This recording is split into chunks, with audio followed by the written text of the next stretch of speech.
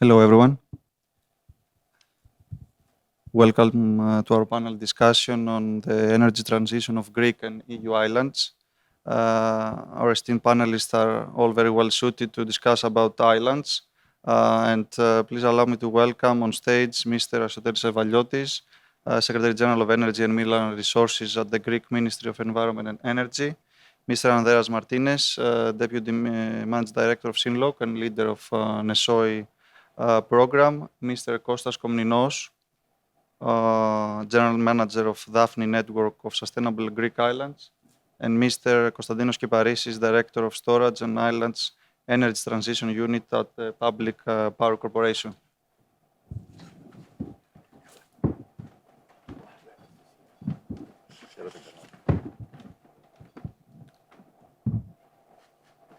I think the key question before starting the discussion is how we can exploit this emerging need for decarbonizing the islands and turning it into an opportunity to foster local economies and create new quality jobs. Why islands? Why now? The negative impacts of climate change become more pronounced in the everyday life. Islands across the world are extremely vulnerable to this crisis. They are facing a number of socioeconomic impacts and challenges. These are issues that also Greek islands face, and that's why a recently launched program, Initiative of the Hellenic Republic, the GR Eco Islands Initiative, is trying to tackle. These are the issues the initiative is trying to tackle. And this is the basis, I think, for our today's discussion. Mr. Secretary General, I think everyone wants to know how, where we will find the funds, the considerable amount of funds that all these energy transition interventions needed on the islands will be funded from. Thank you for giving me the opportunity to address your esteemed audience. The Greek state has a very ambitious plan of green transition, and we have made a long way, and we are now in the middle of some success. Almost 40% of our electricity now is produced from renewable energy sources, and we plan to achieve a number of 80% up to 2030. If we are successful in this, and I'm confident we will, this will place Greece in the before other European countries. I cannot say the first, but among the first. What we have left from this race to green transition are the islands. The islands of Greece, you know, is our main attraction for the tourist industry, which is very important for the Greek economy. We have around 1.5 million people living in them, if we include Crete. And it's about 15% of our population. And despite these are very nice places and very beautiful, and all the world is coming to see them, there are also some gray areas in them. And as part of this island environment, population is shrinking, especially in the northeastern islands, from which I come for. So my interest to the program is personal, if I may say. So the islands have left behind because they are small communities without the scale of economy which would bring investment in them in order to be able to be part of the green transition. So we have made a very ambitious program, the Greek Islands, in order to make them green very soon, each one of them. Why this is strategic? Because being the main attraction for our tourist industry, at the same time, we must make consideration that the people who come to see them come from mostly from advanced societies who more and more give credit to the green character of what they have to visit. If we left them with our old power plants with mazout or diesel, it will hurt their image. So it's not only that we want to ideologically participate in the green transition, but it's economic as well. At the same time, we want to give emphasis to their economic activity because in some areas, as I told you, the population is shrinking, and we strategically must take care of it because of the geopolitical risk involved in this. So this is why. Why now? Is why now we have the means. Fortunately, the European Commission has given us some carbon credits, which is around 2 billion euros. And with that sort of money, we can make difference. We are in the early stages to establish a program. We expect within October to make the MOU with European Investment Bank and the European Commission.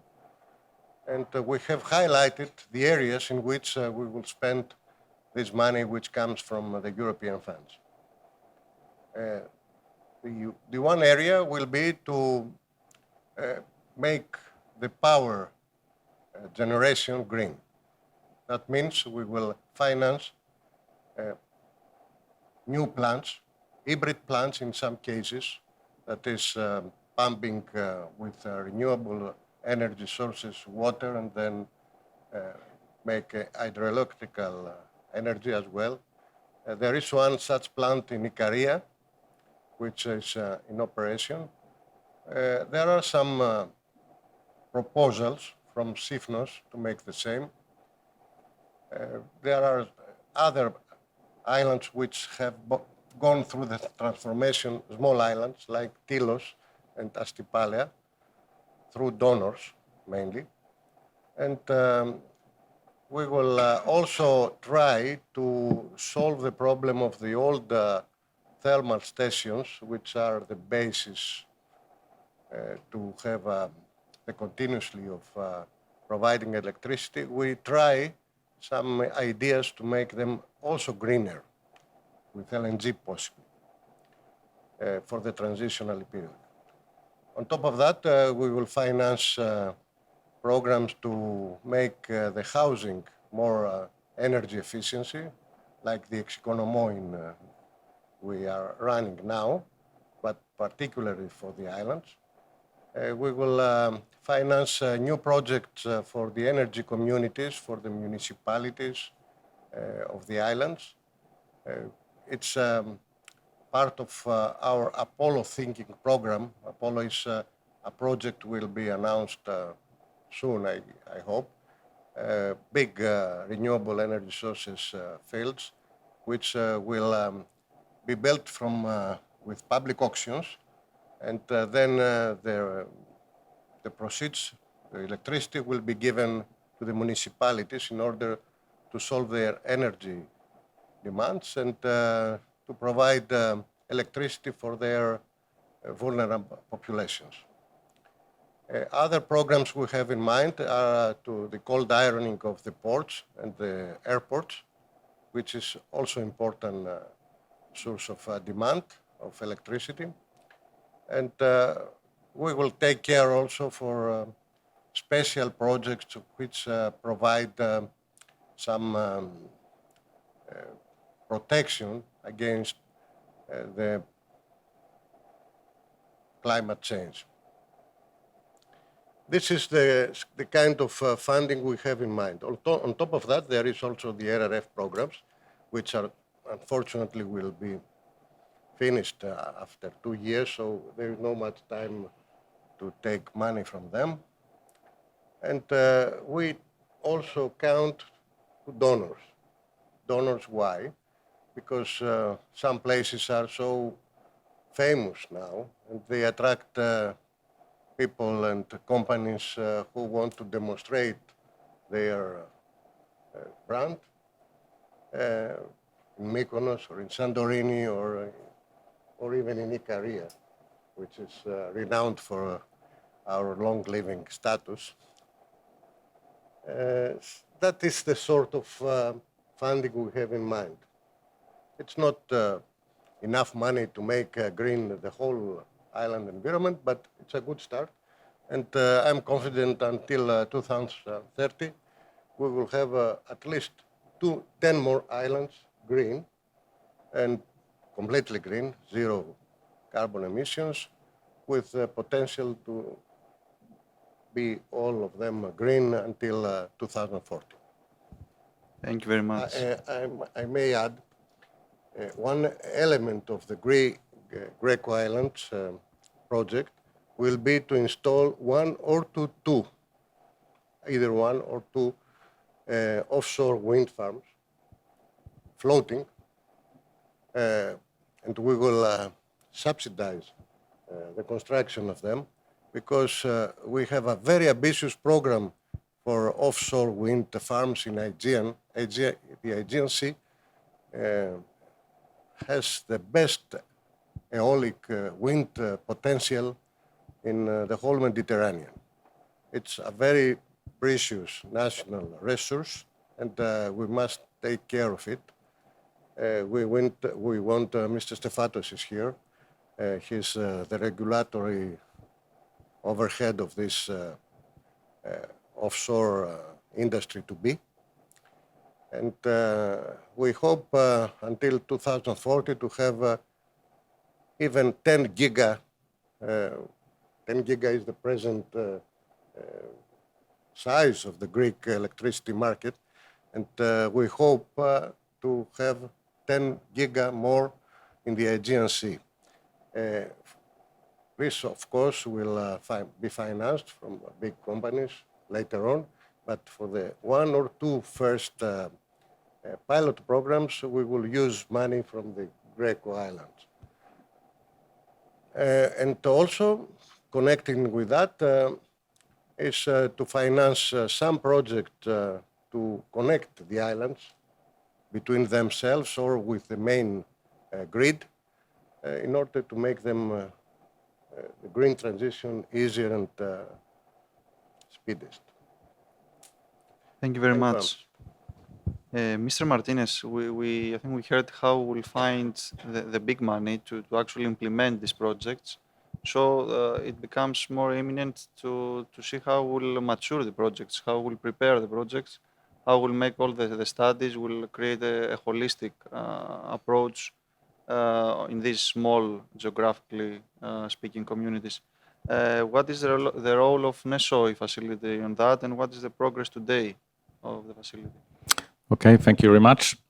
First of all, a brief introduction. I'm Andrea Martinez, and I represent, I have two hats today. I'm the coordinator of the NESOI platform, which has also as a partner the Energy Association, which is hosting us today, and I thank them very much for having invited us. And CHERTH. So it is a very Greek project, I would say also, and we will see later, there are many Greek projects involved. But I'm also Deputy Managing Director of NESOI, of SINLOC Group, which is an impact group, which has operated for 20 years now in the market. We are owned by financial institutions, we are investors, we are advisors, we are fund managers.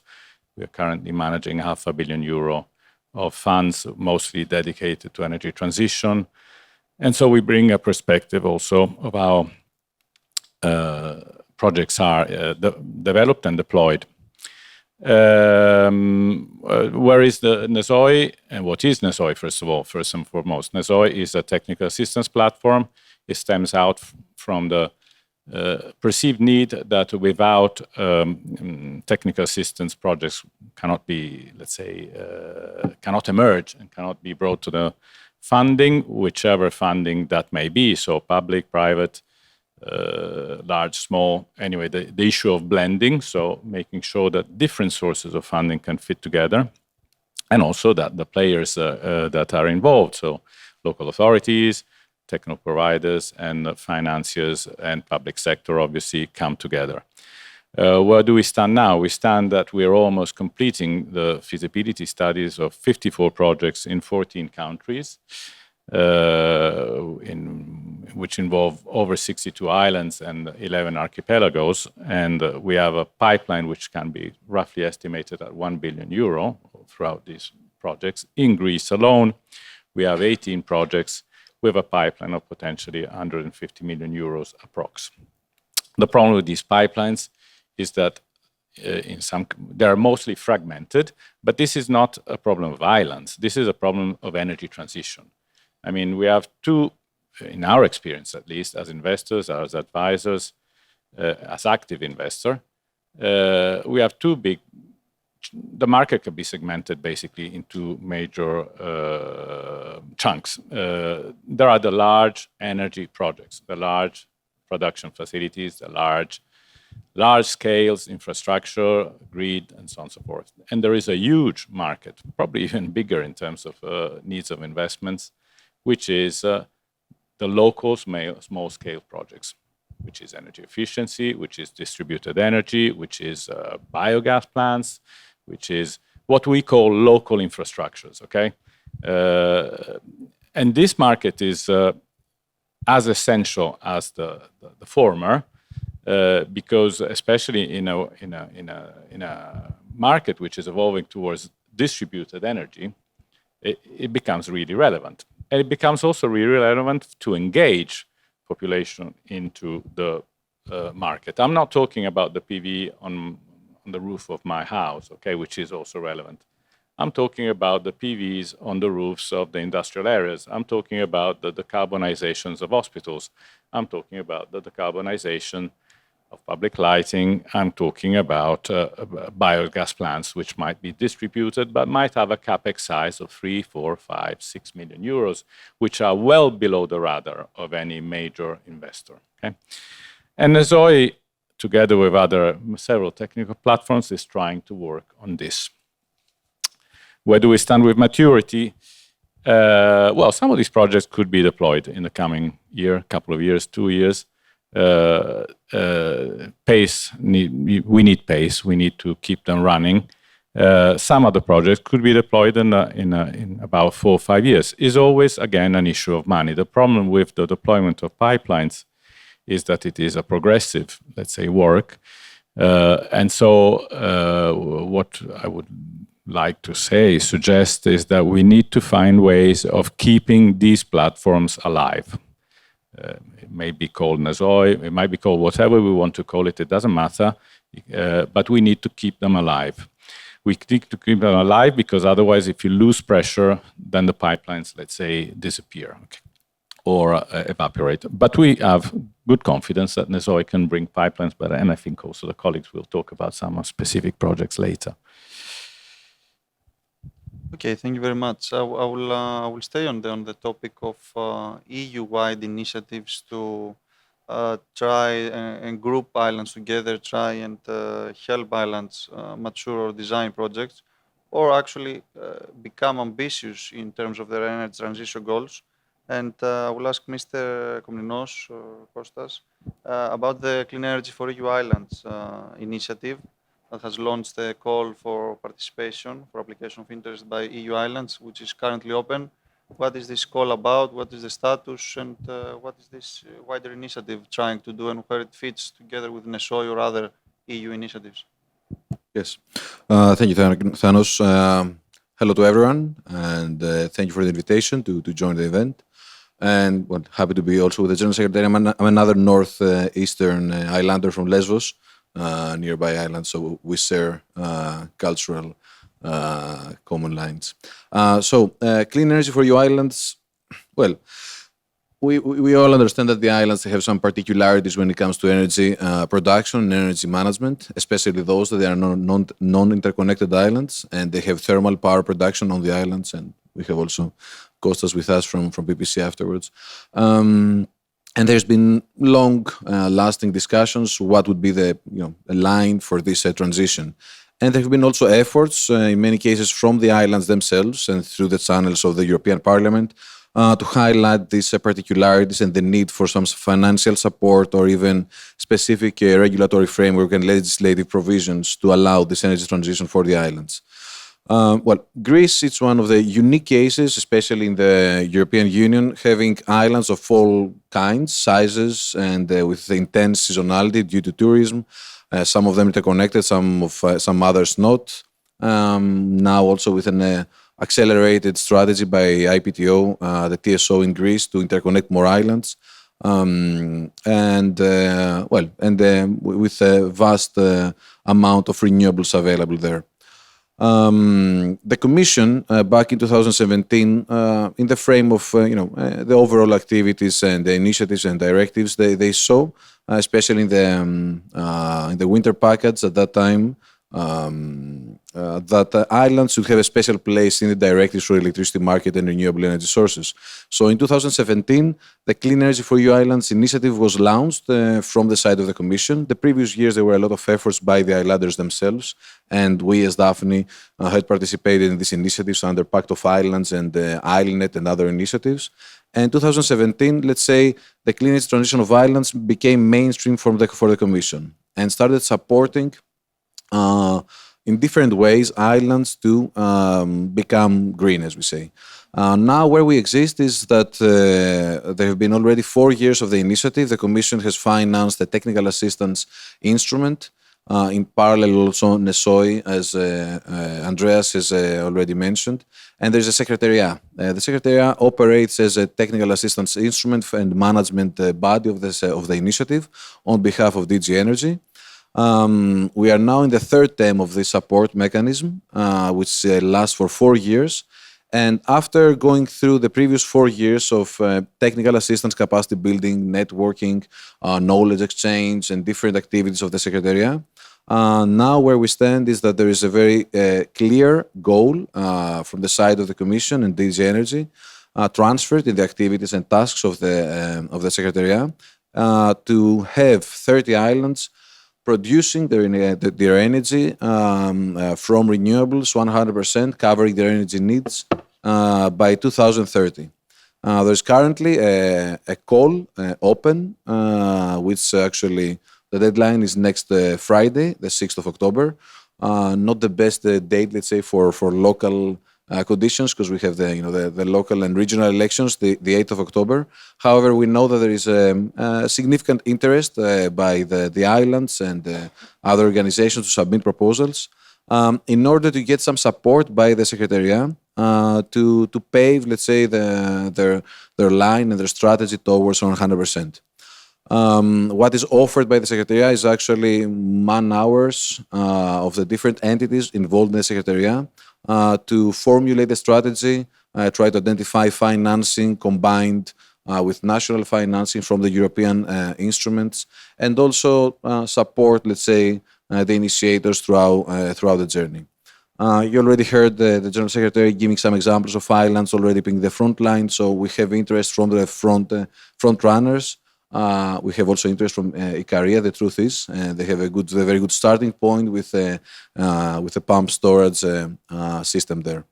So, yeah, very briefly, Thanos, that's the big picture of the initiative. Thank you very much. I think we've now got our head around how we'll be able to support the islands and the authorities there, which is it's not a given for sure. The capacity, the technical capacity of the local authorities and the local stakeholders.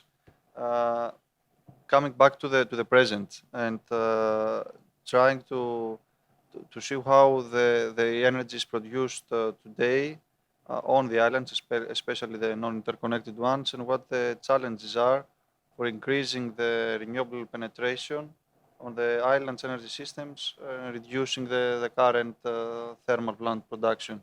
Mr. Kyparissis, you are the best placed to comment on that. Please, your insights. Thank you, Mr. Zarogiannis, for this question. It's true that it's a very hot topic for Greek islands. However, it's a challenge that all EU islands face.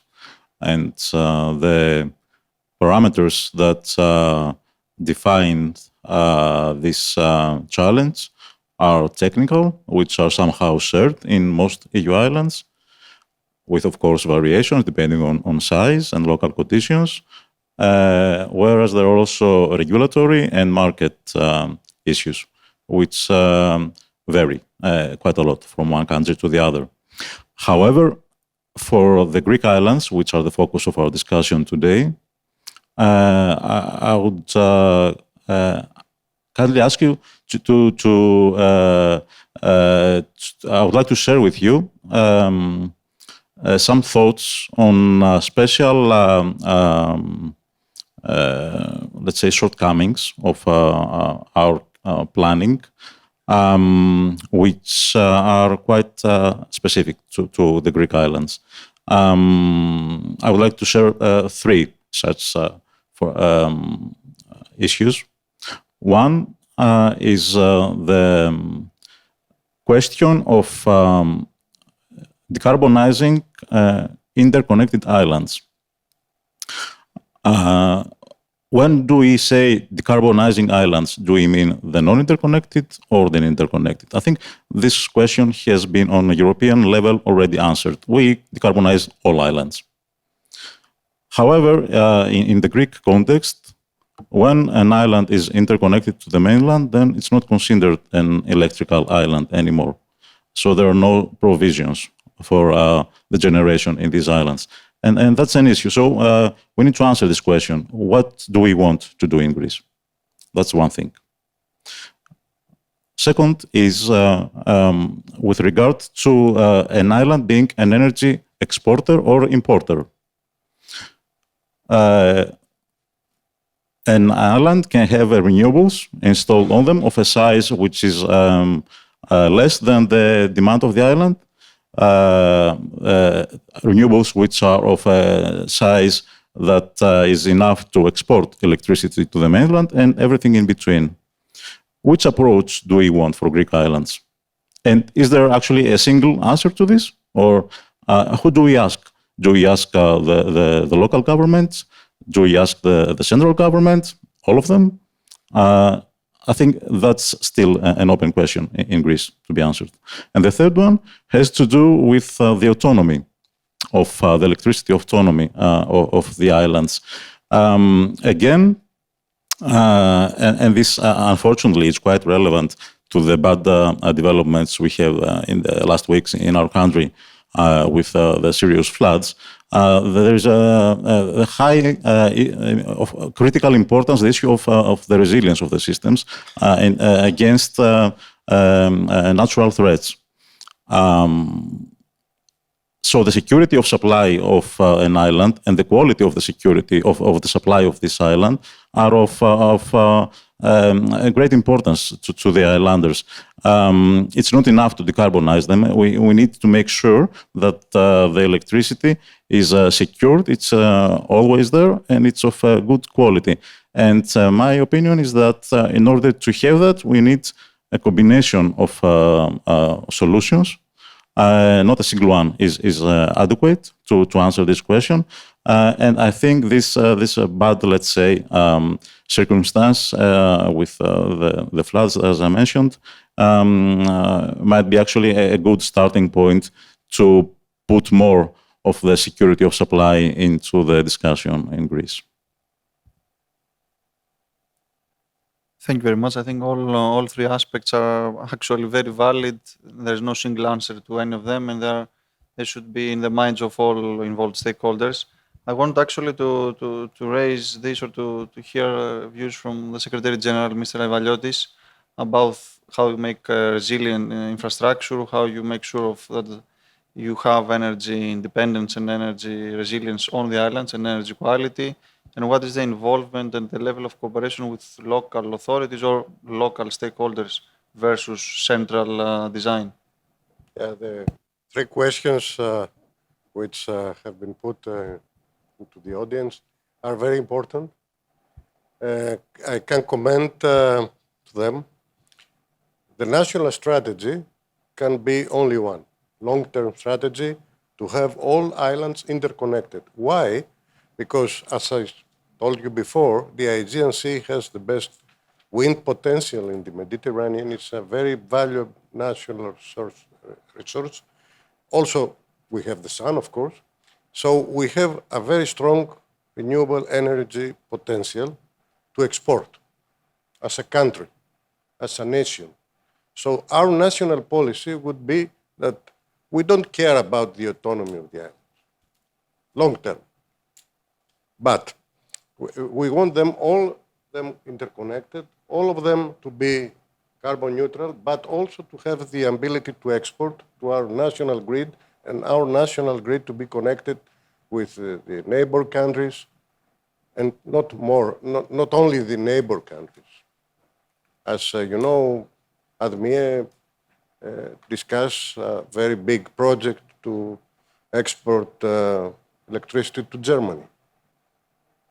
It's a long way until we have it viable, but we start discussing it.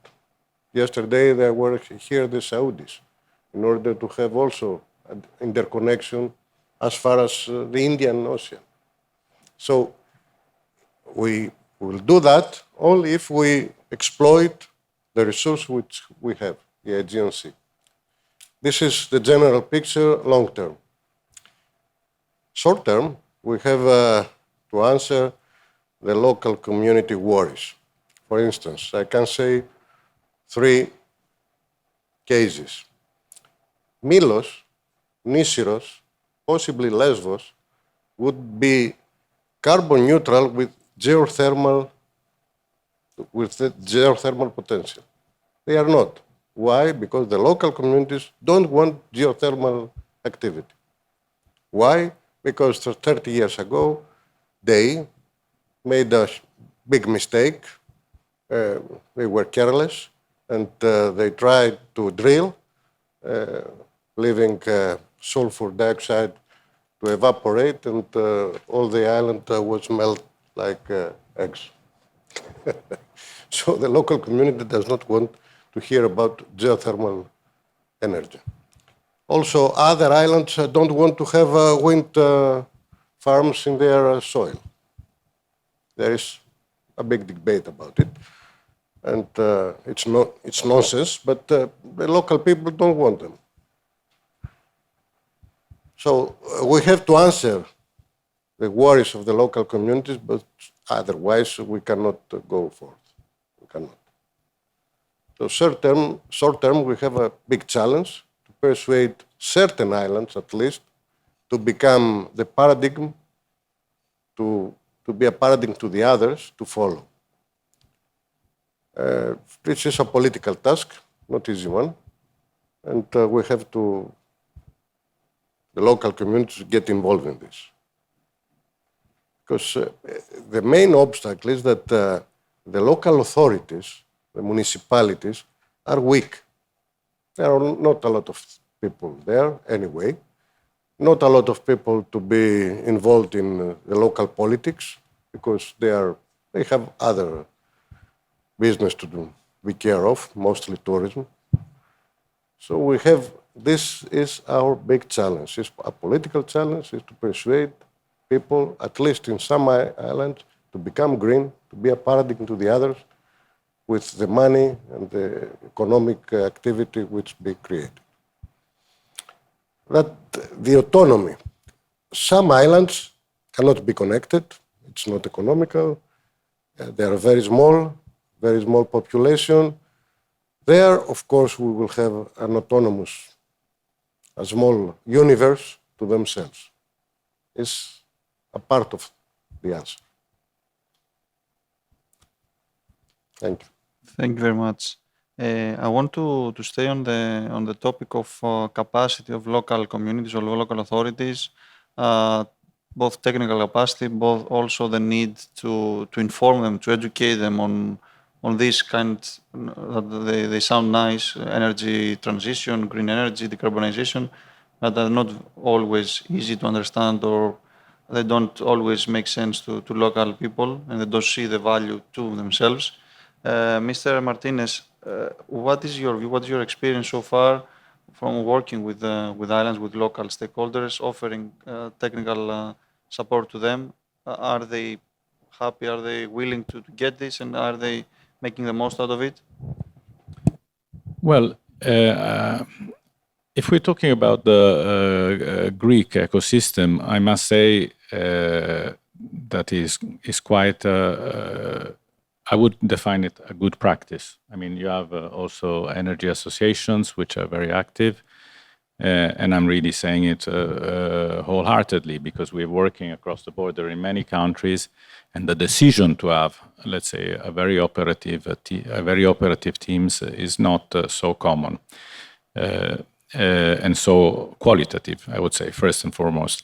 But this is in itself is a decision to a problem because obviously there are problems in the local authorities. Okay, so the local authorities or the communities. So if I take it in a broader spectrum at European level, obviously there are very huge differences between the projects we have in Finland, in Spain, in Ireland. But generally speaking, on energy transition.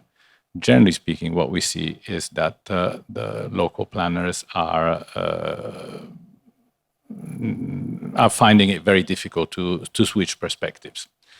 So there is, and this is true because we have digital transformation, we have energy transition, we have so many transitions going on, okay, all in one go, and they're all bringing us out of the comfort zones, even at a very highly professionalized environment and groups of people that unfortunately, since not a lot has been invested in the public sector, more or less throughout Europe in the last 20 years, obviously we have a major skill gap. So these platforms come into place a lot, but they also come into place because there is a problem of, it's a Babylon Tower. I mean, the languages of compliance have changed. The financial sector speaks a certain language in terms of compliance. The public sector speaks another language. The citizens speak another language, and so forth. You have so many layers of compliance because we've worked for 20 years in a logic of risk adversity. So we have made compliant everything possible, okay? That the layers of dialogue are so difficult that you need some, I would say, technical, cultural translators. So it's not only a matter of skills, it's not a matter only of putting engineers, legal professionals, economic professionals, but also that capability of translating whatever is being produced in something which is fungible for all the parties that have to be involved. This is really the major case. As investors, and we are, I mean, as I said before, we're managing €500 million of investments, 90% of whatever lands on our desk is incomprehensible. I'm not talking about good or bad. It's not comprehensible, okay? And we are, without modesty, a group of very skilled professionals that, let's say, we could read between the lines, okay?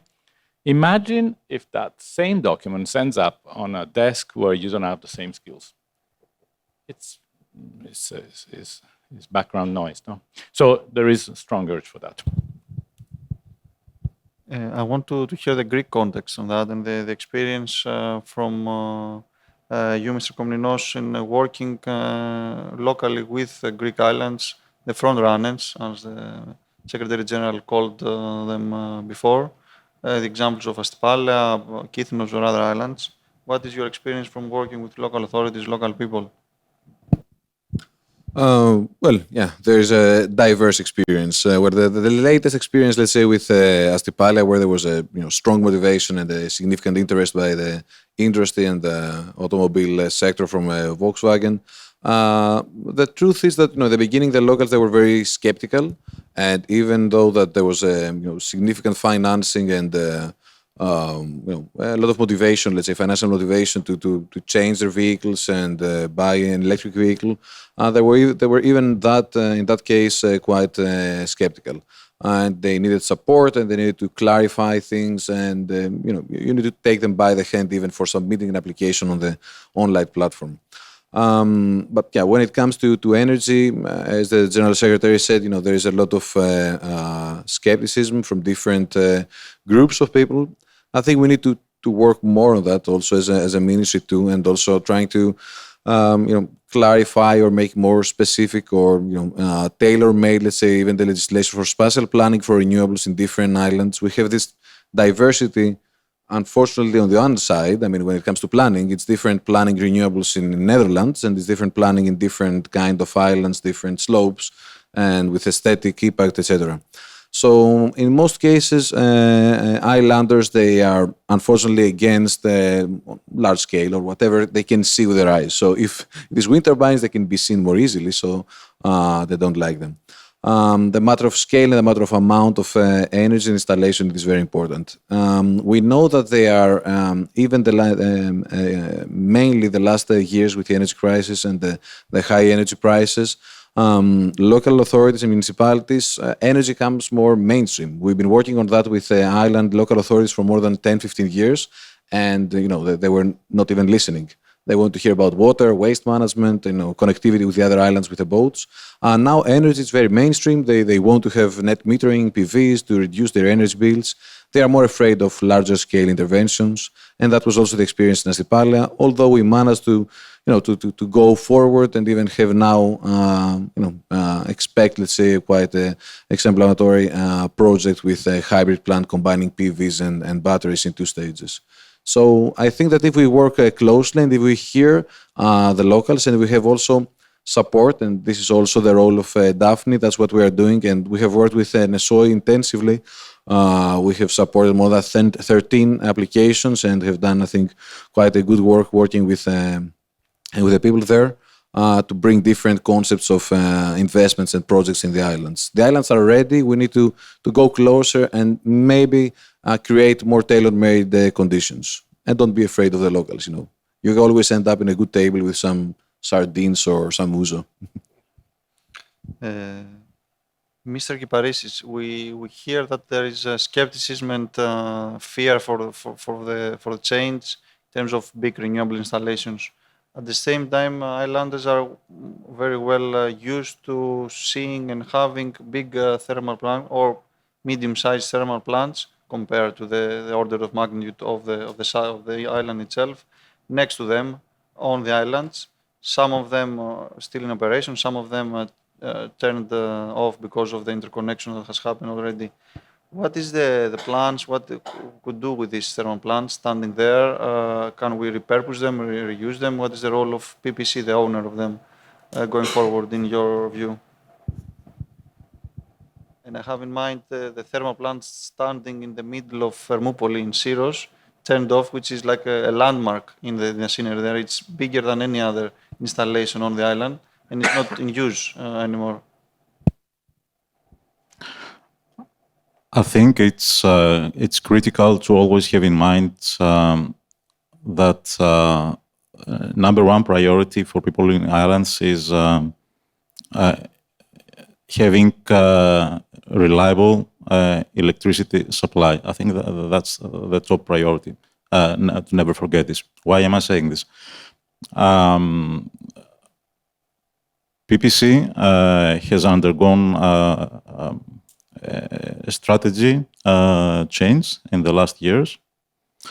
Our company is devoted in ESG principles. We have the Green Deal for power generation as the focus of our activities. So what we aim for islands is to build on the trust relationship which have built over the decades, because we are in all islands for decades there, 24/7, and islanders trust PPC for their security of supply, and we want to build on this relationship because we think it's important. We feel an obligation to continue this, even though the economic volume is not significant. And so we also want to bring into this approach which is also a circular economy approach. I should not forget this perspective.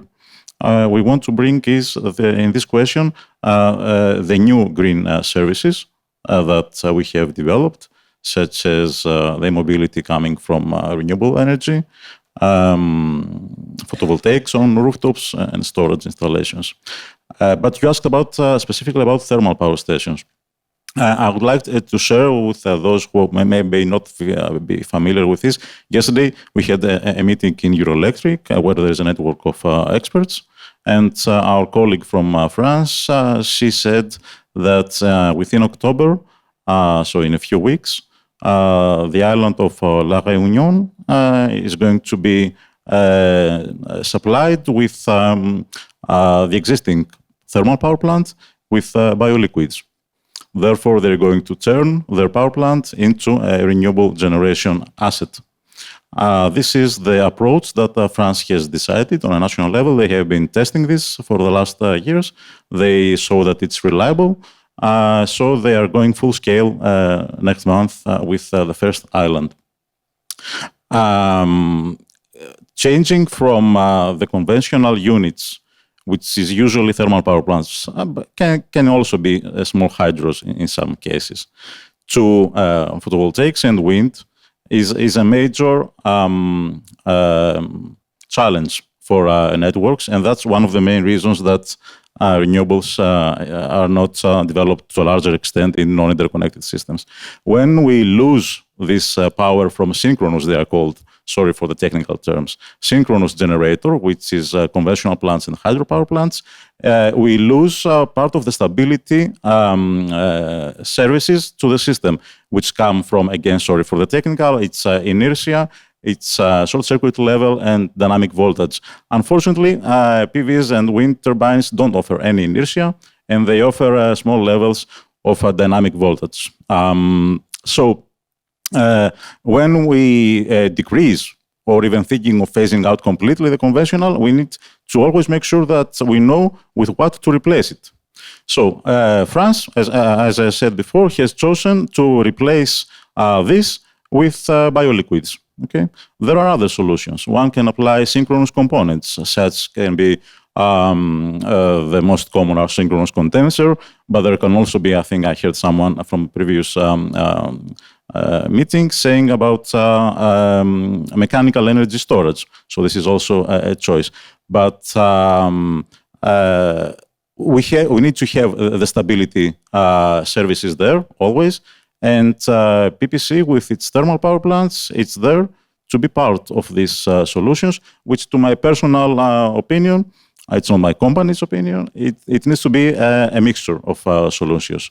I think it's best for the resilience of the system to not rely only on a single source of stability, but to a combination. And I think thermal power plants, perhaps with bioliquids, well, definitely not without diesel, can be part of this solution. And this will also be, let's say, a perspective for our personnel there, who is a high-skilled personnel, you know, and they can be actually upskilled, okay, not reskilled. You should use their expertise and build on that further. Okay, thank you very much. The last topic I would like everyone to make a short comment on is based on what you mentioned about, for example, another country, an example of a French island going for biofuels. What is the level of exchange of expertise and experience between EU islands with the help of all these EU-wide mechanisms and facilities and initiatives? At all different levels, at policy-making level, at technical level, at experts level, at network of various islands level. We can start with you. Yeah. Well, it's very dynamic. Well, first of all, I think the only fact that they have created the island initiative through the secretariat and everything, so they've given it a virtual space, so to speak, has created interest. I must say, as coordinator of NESOI, we have many islands that continuously ask for knowledge, for best practices. We have ourselves transferred quite a bit of knowledge, as the Secretariat. There are, I would say, several hundreds of pages of dissemination that can be made through this project, which is relevant also beyond the islands. And so it's happening. And by way of example, we are working on some islands on the issue of energy efficiency in the water distribution network. I'm talking about drinkable water on islands, which is many other islands are keen to understand more, to learn about.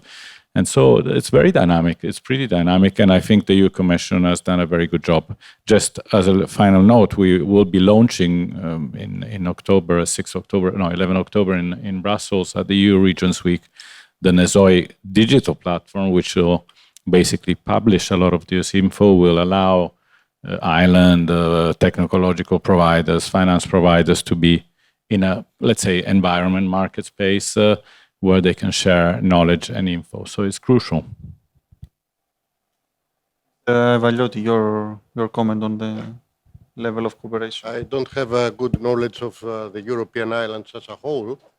For the Greek islands, what I know, having the experience of several island societies, which I know, I don't know them all, is that there is a lack of information and a lack of knowledge what is the future of energy for them, and of course lack of initiative for themselves.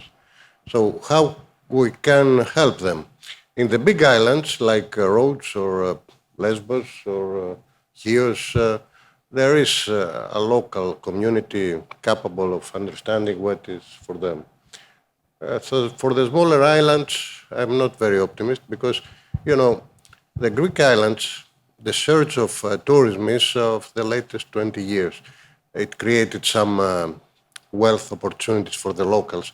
Before that, these islands were neglected, poor places. The population fled, emigrated to other centers like Athens, like European centers, like New York. Or myself, I have more relatives in the States than I have in Europe. The Icarian community in America is 100,000 strong, and in the island there are living 9,000 people. Taking this example, there is some lack. The dynamic people fled, and what left was the less dynamic people in the small societies. So this creates a gap which we have to address and help the local communities understand, because themselves they are unable to do so. So what I can imagine is some national program with European help to train them a little bit. What are the opportunities for them? What are the challenges? What they have to do? And with the hope that some local resources will mobilize and take the initiative to help us transform the islands. And there we have also local challenges. For instance, in my island, there is now a mayor which understands. We speak with him. He understands what has to be done. But if he loses the elections next Sunday, the communists will come. There's a very strong communist place, Ikaria. If the communists come, they capitalize in the neglect. They do nothing because they like to have the story of we are poor and somebody has to come to give us something and fight. Then we will lose 5 more years if we have change of the mayor there. This is an example how challenging this situation is, and what is the challenge for the political class in Athens, in Europe, to help the communities, to train them. Mr. Kyparissis, your comment on that? I think the cooperation on the European level is very good, actually, between islands. And we have various association and bodies. DAFNI is one of them. We have been doing lots of work for several years on this cooperation between islands, also thanks to several EU-funded programs. So I think we are on a very good level on that. Also, PPC, through its participation in Euroelectric, is cooperating with other experts in islands. We have been working closely with the Secretariat on, for example, recently, last days, for the grid study, there is an ongoing study on the challenges faced by islands, by the grids in the islands for renewables penetration. And we have been collecting Euroelectric information and giving them to the Secretariat. So we are all participating in this discussion. So on a communication and collaboration level, I think we are at a very good stage. What is missing, actually, and this comes from the feedback that we get from other islanders, is a lack of implementation, actually. We have just a few months ago seen the objectives of REPowerEU. Islands are not even mentioned in REPowerEU. Of course, we have the political declaration of Valletta some years ago, the memorandum of split. So on political level, EU is supporting this heavily. However, I think we are missing the link to the implementation. Perhaps this link is some proper financing mechanisms. I'm not sure, but implementation is missing, but that's again a common problem for all EU islands. And Mr. Komninos, your closing remark?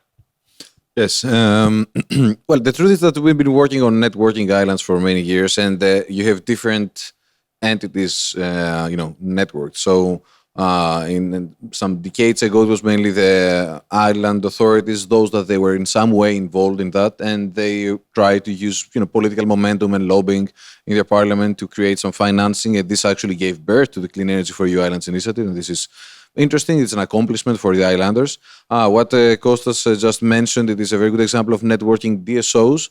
So actually, the study that the Secretariat is carrying out now, it is aiming to exchange knowledge between DSOs and TSOs and regulators managing island systems and island grids. So this is another good example.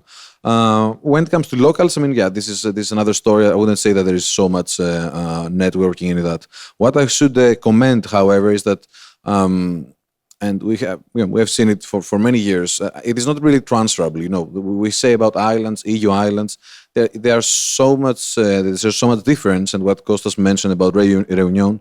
There are different derogations. You have still bundled systems in the outermost regions, in the overseas territories. You have different relaxation mechanisms that they are allowed by the Commission for islands to operate. What happens in Greece? It is very unique. And this is another discussion that could go much deeper.